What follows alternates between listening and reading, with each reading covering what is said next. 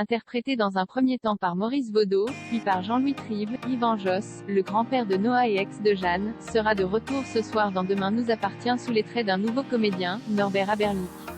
Absent des intrigues de Demain nous appartient depuis plusieurs mois, Yvan Josse, le grand-père de Noah, Tristan Djeram, et ancien amour de Jeanne, Catherine Allégret, qui possède le Maostri-École concurrent de celui d'Alex, Alexandre Brasseur, va faire son grand retour à l'écran dès ce soir à 19h10 sur TF. Mais le personnage aura, une fois de plus, changé de visage.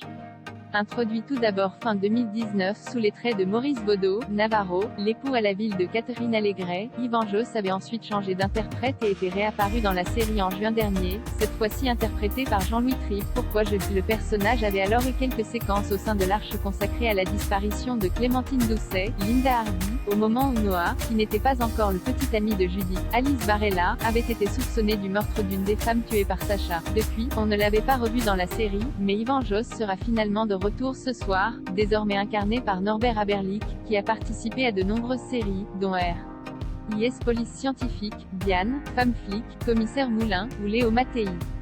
Et est également connu des fans de feuilleton quotidien pour avoir campé Sébastien Blanchard dans Plus belle la vie. Ce n'est d'ailleurs pas la première fois que Demain nous appartient connaît deux changements d'interprète pour le même personnage puisque Judith Delcourt avait tout d'abord été incarnée par Colline Bélin, puis par Sylvie Fillou, avant d'être jouée par Alice Varela, qui campe la fille de Chloé et Alex depuis maintenant 2 ans. Si Yvan Josse revient dès ce soir dans la série, ce n'est pas un hasard puisque, suite aux visions de Victoire, Solène Hébert, Noah, son petit-fils, se retrouve soupçonné par la police d'être responsable de l'enlèvement de Roxane, Raphaël Volkoff.